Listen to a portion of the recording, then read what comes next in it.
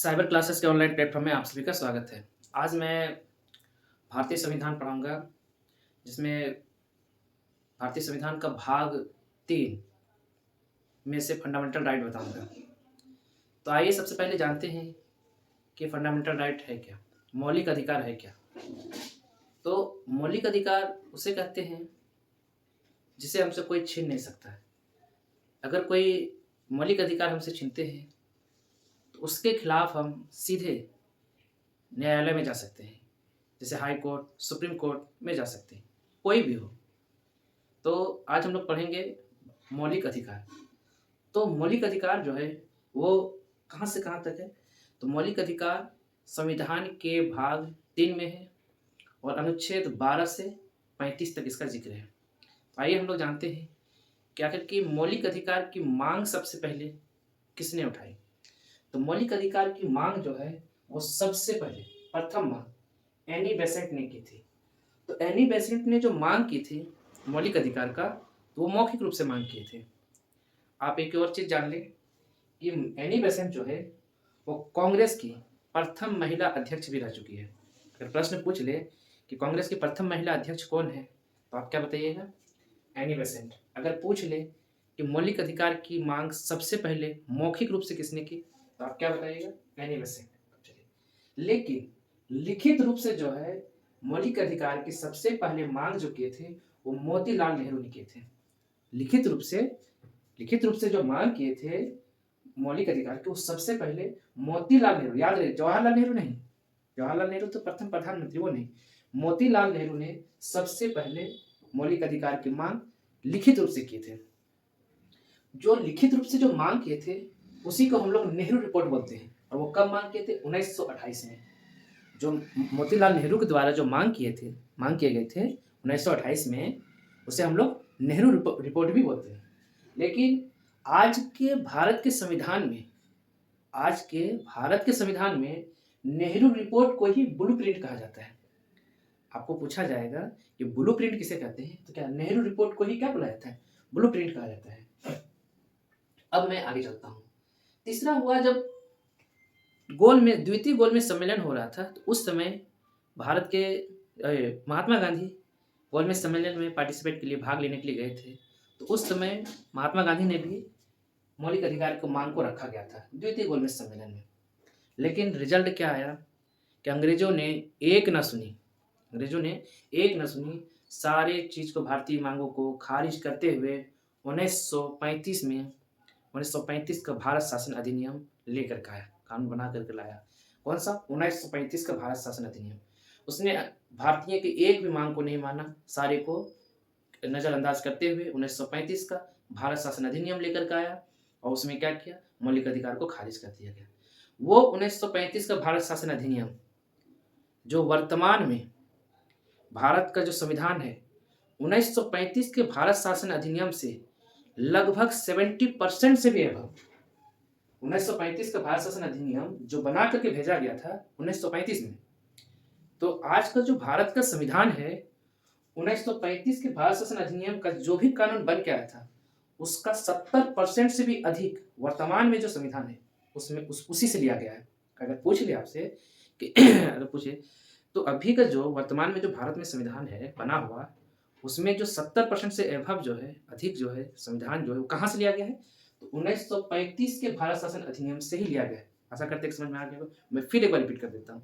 वर्तमान में जो भारत का जो संविधान है, उसमें 70% से भी अधिक संविधान कहाँ से लिया गया है? 1935 के भारत शासन अधिनियम से ही लिया गया है।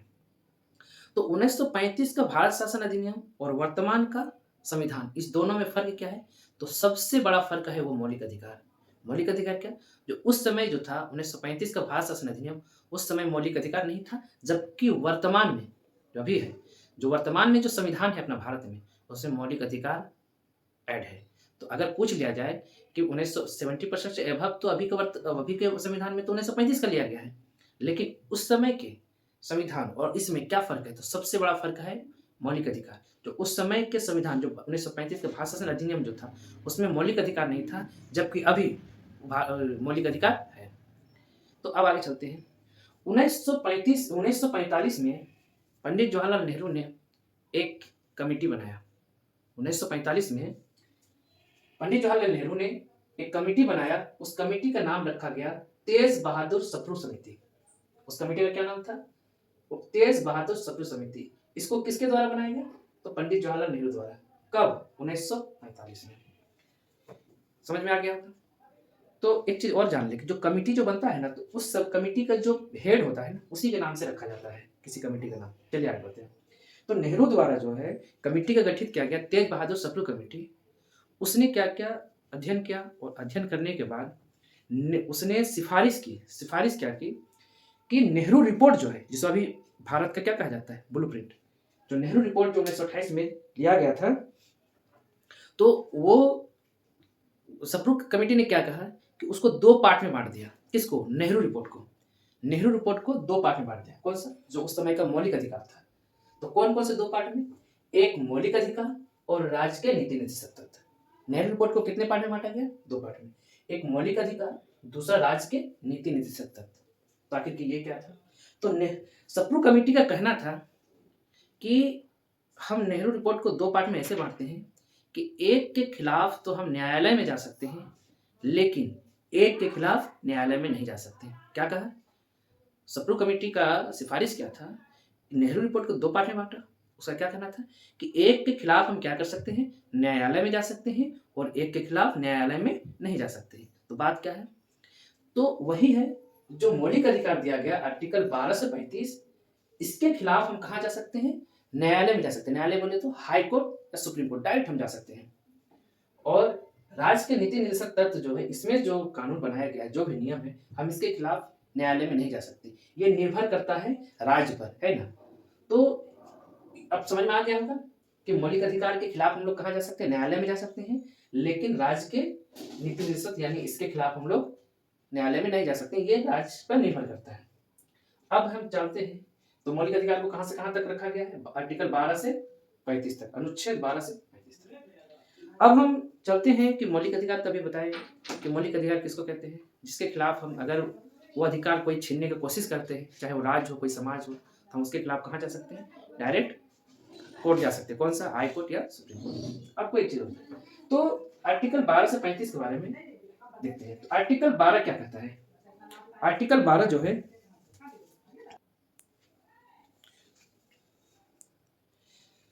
तो हम लोग चलिए चलते हैं कि आर्टिकल 12 क्या कह रहा है। तो आर्टिकल बताता है राज्य की परिभाषा पर। तो राज्य की परिभाषा के बारे में वहां पर जिक्र किया गया है। तो यहाँ राज्य का मतलब क्या होता है? राज्य का अर्थ समझते हैं। राज्य का मतलब ये हो गया कि केंद्रीय सरकार या संसद, या नहीं तो राज्य सरकार या राज्य का विधानमंडल, या नहीं तो स्थानीय सरकार। स्थानीय सरकार में कौन आ गया? तो नगर पंचायत हो गया, ग्राम पंचायत हो गया। इसके मतलब राज्य का मतलब ये नहीं समझने का राज्य है स्टेट, या 28 राज्य जो दिया हुआ अपने भारत में 28 राज्य, इसके बारे में नहीं। राज्य का मतलब है यानी विधायिका, इस तरह से। तो इसमें कौन कौन सा आ जाएगा? जैसे आपका केंद्र सरकार बोले तो संसद, राज्य सरकार या राज्य का विधानमंडल, या नहीं तो स्थानीय सरकार बोले तो नगर पंचायत, और नगर पंचायत, ग्राम पंचायत, इन लोगों के बारे में।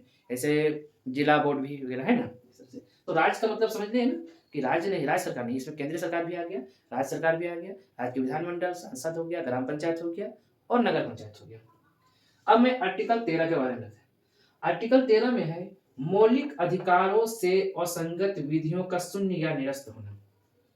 इसका मतलब हुआ कि कोई भी विधायिका, चाहे वो केंद्र सरकार हो, राज्य सरकार हो, या ग्राम पंचायत या नगर पंचायत हो, अगर हमारे मौलिक अधिकार के विरुद्ध कोई भी कानून बनाता है, क्या बोले कि अभी समझ में आ गया राज्य किसको बोलते हैं? तो चाहे वो केंद्र सरकार हो, राज्य सरकार हो, है ना, यानी विधायिका, अगर हमारे मौलिक अधिकारों के विरुद्ध या उसके खिलाफ अगर कोई भी कानून बनाता हो, तो न्यायालय उसको निरस्त करने का काम करेंगे, यानी उस कानून को निरस्त कर देंगे, यानी उसको क्या कर देंगे? खत्म कर देंगे, उसको लागू होने नहीं देंगे। ये किसमें दिया गया है? आर्टिकल अनुच्छेद 13 में इसका जिक्र किया होगा। एक चीज आगे, इसे मौलिक अधिकार को कवच भी माना जाता है ना। क्या? मौलिक अधिकारों का कवच, इसको आर्टिकल 13 को। अब हम चलते हैं कि कुल कितने मौलिक अधिकार है। कितना है? तो कुल 6 मौलिक अधिकार है। वो कौन कौन सा मौलिक अधिकार? तो वो 6 मौलिक अधिकार है। पहला है समानता का अधिकार, दूसरा है स्वतंत्रता का अधिकार, तीसरा है शोषण के विरुद्ध अधिकार, चौथा है धार्मिक स्वतंत्रता का अधिकार, और पांचवा है सांस्कृतिक एवं शैक्षणिक अधिकार, और छठा है संवैधानिक उपचारों का अधिकार। जब संविधान लागू किया गया था उस समय 7 मौलिक अधिकार थे। तो सर अभी आप प्रश्न उठेगा क्या कि 7 अधिक मौलिक अधिकार थे तभी 6 क्यों है? तो 7 मौलिक अधिकार में से एक मौलिक अधिकार को हटा दिया, वो कौन? संपत्ति का अधिकार। वो 7वां थे, उसको क्या किया? हटा दिया गया। इसलिए शुरुआत में अगर पूछ ले कि मूल संविधान में कितने अधिक मौलिक अधिकार थे तो उस समय 7 थे, लेकिन वर्तमान में कितने हैं? 6। उसमें से किसको हटाया गया? तो संपत्ति का अधिकार को हटा करके अभी फिलहाल 6 मौलिक अधिकार। पहला समानता का अधिकार, दूसरा स्वतंत्रता का अधिकार, तीसरा शोषण के विरुद्ध अधिकार, चौथा धार्मिक स्वतंत्रता का अधिकार, पांचवा सांस्कृतिक एवं शैक्षणिक अधिकार, और छठा संवैधानिक उपचार का अधिकार। एक चीज समानता का अधिकार जो है आर्टिकल 14 से 18 तक है। समानता का अधिकार आर्टिकल 14 से 18 तक है। स्वतंत्रता का अधिकार जो है 1922 तक है, 19 से 22 तक है। शोषण के विरुद्ध अधिकार जो है वो 23 से आर्टिकल 23 से 24 में जिक्र किया गया है।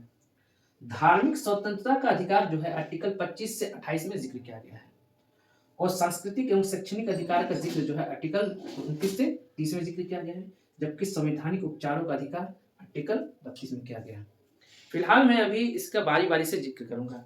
मैं समानता का अधिकार का एक अलग वीडियो बनाऊंगा, स्वतंत्रता के अधिकार का अलग बनाऊंगा, शोषण के विरुद्ध अधिकार अलग बनाऊंगा, धार्मिक स्वतंत्रता का अधिकार का अलग, सांस्कृतिक एवं शैक्षणिक अधिकार का अलग, और संवैधानिक उपचार का अधिकार। यानी ये 6 मौलिक अधिकार है। मैं 6 अलग अलग वीडियो बनाऊंगा ताकि आपको बड़े आसानी से समझ में आए। सिर्फ मैंने मौलिक अधिकार और इसके मूलभूत छोटी छोटी बातों को मैं बताया। मैं आगे इसके आपसे प्रश्न पूछा जाएगा, अगर आप नीचे कमेंट में इसका जवाब जरूर दें। क्या चीज का? कि मौलिक अधिकार मौखिक रूप से प्रथम मांग किसने की? दूसरा प्रश्न है आपका कि मौलिक अधिकार लिखित रूप से किसने मांग की? और तीसरा, ब्लूप्रिंट, संविधान का ब्लूप्रिंट किसे कहा जाता है? और अगर आपको लगे तो चौथा भी आप जवाब दें कि महात्मा गांधी किस गोलमेज सम्मेलन में सम्मिलित हुए थे?